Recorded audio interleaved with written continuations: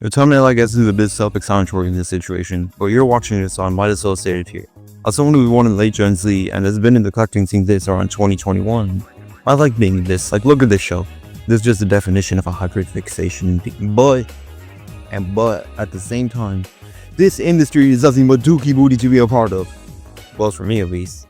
You can see I'm angry now because I did the sentence. By that I mean anger. And now, may the event begin in 3, 2, 1. Come on, man, don't play with your meat like that! Don't play with your meat like that! Don't play with your meat like that! Now, millennials, we need to have a talk. And with that, a quick little piece of advice for you. Just because you were born and lived through gaming coming mainstream doesn't make you the better generation compared to other generations. And from my point of perspective, I feel personally that a lot of millennials, and before I go any further, I would like to say right now, every millennial reviewer, just a portion of them, but you guys, I think fall for something called nostalgia bias. And let me explain how. And what I mean by this is basically you guys being so nostalgically blindsided by the 90s and 2000s. And you guys do nothing but whine and fucking horn when anything new comes out. And like all you fucking do is whine for months about how gaming is over and how things used to be better back then. Knowing damn well if you went back there, shit wouldn't hurt you. And now I get the next part is probably a bit controversial, but I feel is incredibly important when discussing the Switch 2.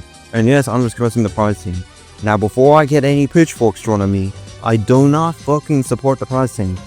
But this shit cost me a liver and I don't have one yet because of that. So hell no.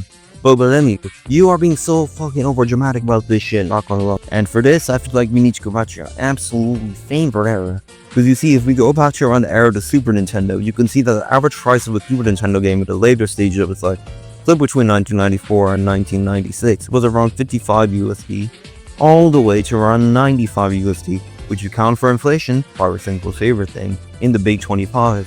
Is around between 112 USD to even borderline 200 with 193 USD in today's one.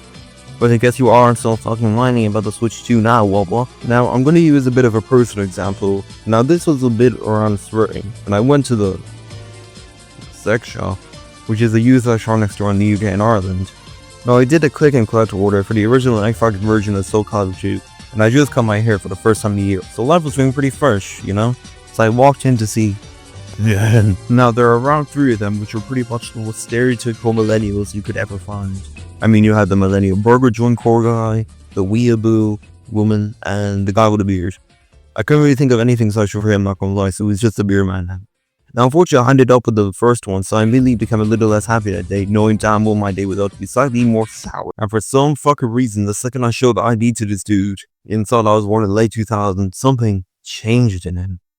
Immediately, the sense of superiority just absolutely peaked him and proceeded to hit me with the well, it appears you may not know, but this game does not appear to work with Siri. Now, one thing I need to state before continuing is that I've never really considered putting my fist in someone's face since they're on first class. But at that single moment, I was fully dead ass with the fucking tiger job this motherfucker. And to be fair, there are people that are working who looked younger that I've had to guess from mid-Gen Z. I'm not gonna lie, they're actually pretty cute from my experience. But god fucking damn, that single interaction, I'm gonna go down in the history books for you and your family. I'm gonna tell my wife forget about this single interaction in the future when it's goddamn great. And yes, before the comments go down on me, I get it that Gen Z is known for kind of hating millennials and the beating that happened around 2 years ago, and that I kind of late for it. Yes, I understand, but I feel like more specifically nostalgia bias has carried over to Gen Z, more specifically its middle children and these years. But I'm actually considering doing that as a separate video, so that's another story for another day. But yeah, I think get the decent idea now. Moving on. Now thankfully this is, I feel, it's actually one of the few things that has gotten better, because god damn, this is one of the worst things about the COVID era, not gonna lie.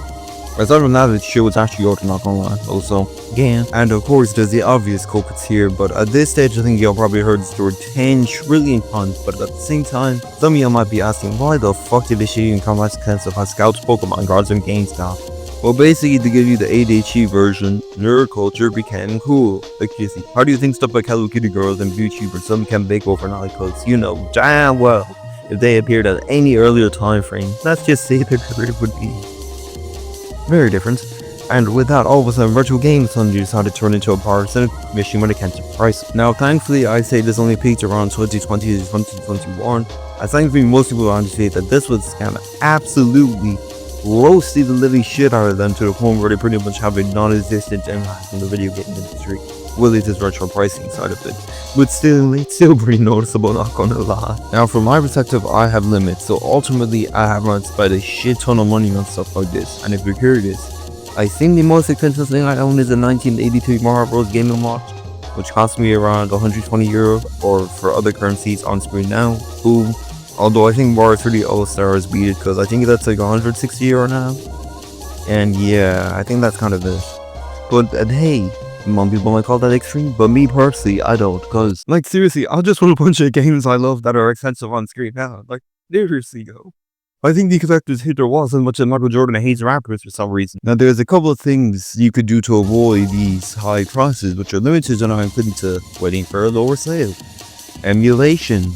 I know that's a spooky one, but don't worry. Real Twisted Air, Neil and Raga, ATM, Pure Doors, Octanshag, Rogladini, Gavusha, Almar, Piso, and just don't worry, y'all. I'm looking after it. I'm giving y'all a jump scare warning. Be careful now. In 3, 2, 1. A job!